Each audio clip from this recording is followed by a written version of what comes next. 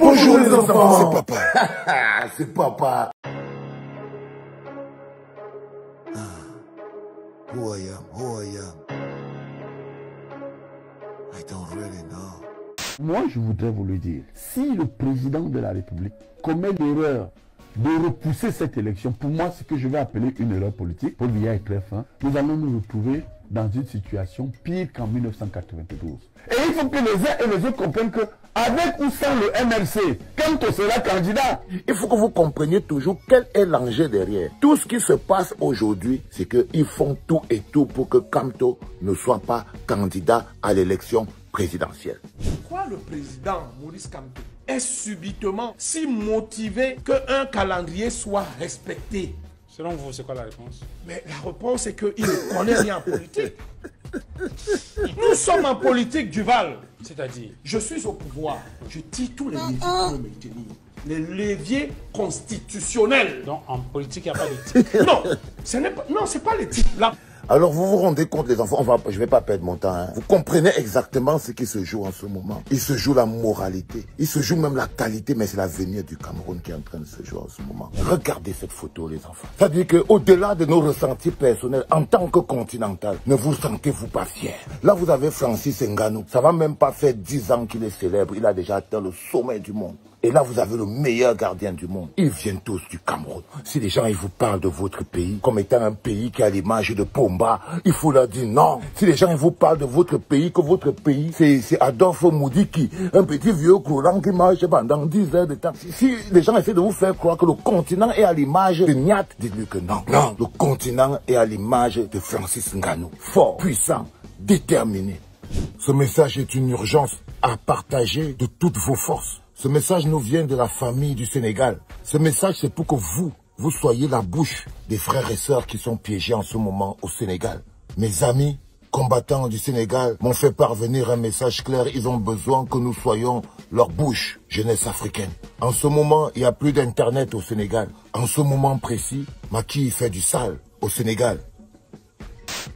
Le représentant du RTPC a dit tout à l'heure que tous les coups sont permis en politique. Non, tous les coups ne sont pas permis en politique. Vous ne pouvez pas prendre en otage l'ordre institutionnel de l'État qui nous appartient à nous tous, l'ordre juridique de l'État, les instruments financiers de l'État, les instruments administratifs, à savoir les sous-préfets, les gouverneurs. Vous ne pouvez pas les prendre et les mettre au service des ambitions d'une association privée ou des ambitions d'un individu. C'est l'intérêt général qui devrait primer.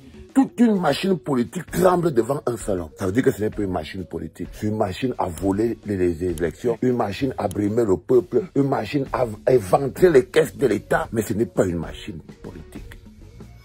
Accrochez-vous parce que je vais débloquer des niveaux. À chaque fois, ça va monter. Donc, et j'espère que vous êtes accrochés parce que intellectuellement, il y a les cerveaux qui vont aller gauche-droite. Parce que ce que je vais vous dire, les enfants, c'est même si on donnait à cette machine encore 10 R, 10 ELECAM, 10 conseils régionaux, ils ne gagneraient pas. Vous savez pourquoi? Parce que cette machine que vous voyez là, la machine R, n'a pas été conçue pour pouvoir être au service d'une autre personne que Pomba.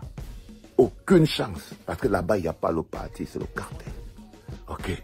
La question que je voulais vous poser, comment peut-on stopper des coups d'État militaires alors que tous les jours, dans tous les États africains, la plupart, on a des coups d'État institutionnels? Parce que d'où viennent les coups d'État militaires? Pourquoi c'est que les militaires sortent des casernes et viennent prendre le pouvoir? C'est parce que les civils ont perdu la capacité à organiser l'alternance de manière civile et pacifique. Dès que l'alternance de manière civile et pacifique est plombée, alors les coups d'État militaires trouvent toute leur signification. C'est-à-dire qu'un coup d'État institutionnel, c'est quand un président se sert des institutions dont il est censé être garant pour rester des années et des années au pouvoir. Ça s'appelle un coup d'État institutionnel. Quand la présidence de la République, le secrétariat général à la présidence de la République rentre dans le buzz d'une chanson, c'est que la chanson l'a construit les ponts. Je suis sûr que la chanson là met l'eau et le courant. Même si vous me dites quoi, la chanson de la Indira Ngeza, je crois que la chanson de cette apprentie chanteuse là, c'est une chanson qui peut, c'est-à-dire quand on écoute ça, les hôpitaux commencent à pousser. La page Facebook qui est utilisée pour faire la promotion de la chanson d'Indira Babouke n'appartient pas à Pomba, c'est une institution camerounaise. Mais quand vous dites ils prennent les institutions, même pour leurs propres intérêts, regardez là. Bonjour. Choix du secrétaire général du RDPC comme représentant de l'État du Cameroun aux obsèques de l'opposant historique au RDPC, Ni John Frondi. Sorcellerie politique, cynisme politique, mépris politique ou concubinage politique. Se retrouve être la personne qui organise. C'est un peu comme si quelqu'un arrive chez vous. Pendant 20 ans, il a détruit votre famille, émasculé votre fortune, pris tout votre héritage. Il a détruit la cohésion de votre famille. Et quand votre père finit par mourir suite à toutes ces violations qu'ils vous ont fait, c'est eux qui entrent chez vous pour venir enterrer encore le truc. Ça, c'est quand l'eau s'est mélangée avec l'huile. Ça, c'est le parti État. Même si vous ne le ressentez pas, la Russie arrive en Centrafrique à travers les assurances du Cameroun. Parce qu'en fait, c'est le Cameroun qui assure le parrainage de la Russie en Afrique centrale. Parce que l'exemple russe a réussi au Cameroun, alors on peut le proposer en Centrafrique et l'aborder. Vous avez vu ce... Il m'avait beaucoup manqué le Valère Bessala, je ne l'avais pas vu depuis. Hein. Je me suis demandé qu'est-ce qui s'est passé avec le père. On l'a embarqué, on l'a emballé, on l'a jeté. Il est où? Parce que franchement, je ne le voyais plus depuis. Aujourd'hui, Valère Bessala se rend compte qu'il y a cet amour qui existe entre les populations meurtries et la Russie. Il voit comment la jeunesse africaine est séduite et en amour pour la Russie. Et alors, il essaye de vous faire passer pour moi qu'il n'est plus le meilleur élève de la France, il est le meilleur ami de la Russie.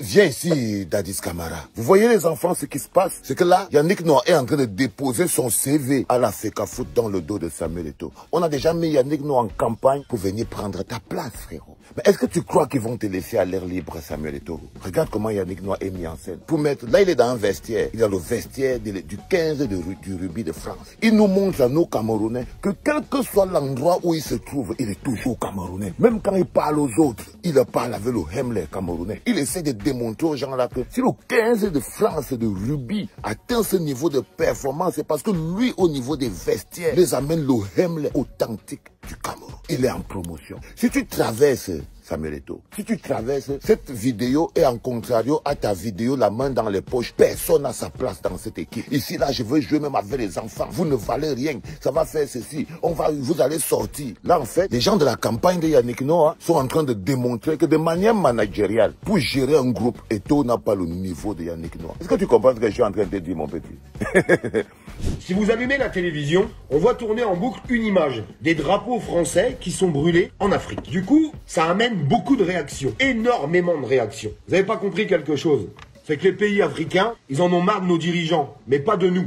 Les gens, ils en ont marre. Ils en ont marre de crever la dalle. Ils en ont ras-le-bol. Ras-le-bol que ces gens-là d'être dépouillés. Parce que si demain, nous, on vient nous dépouiller, comment on va réagir? On va réagir comment? Qu'est-ce qu'on va dire? Le pays qui vient nous dépouiller, on va pas attraper son drapeau et on va pas le brûler? Dites-moi. Sincèrement, dites-moi. Dites-moi la vérité. Avec le cœur, il parle. Ça, c'est le peuple français. Le peuple français qui est obligé de se servir des réseaux sociaux, qui, comme nous, Africains, sont obligés d'aller dans les réseaux sociaux pour pouvoir s'exprimer. La France, ce n'est pas que ce que vous voyez sur BFM TV. Et la question que j'ai envie de vous poser, c'est jusqu'où ira Francis Ngannou? Jusqu'où ira Francis Ngannou? Le mec, il est parti de Batier. Le monde est fou. Il y a des success stories, les gars, qui sont vraiment dignes que du continent. Quand tu as un enfant qui est béni de Dieu, ton heure arrive.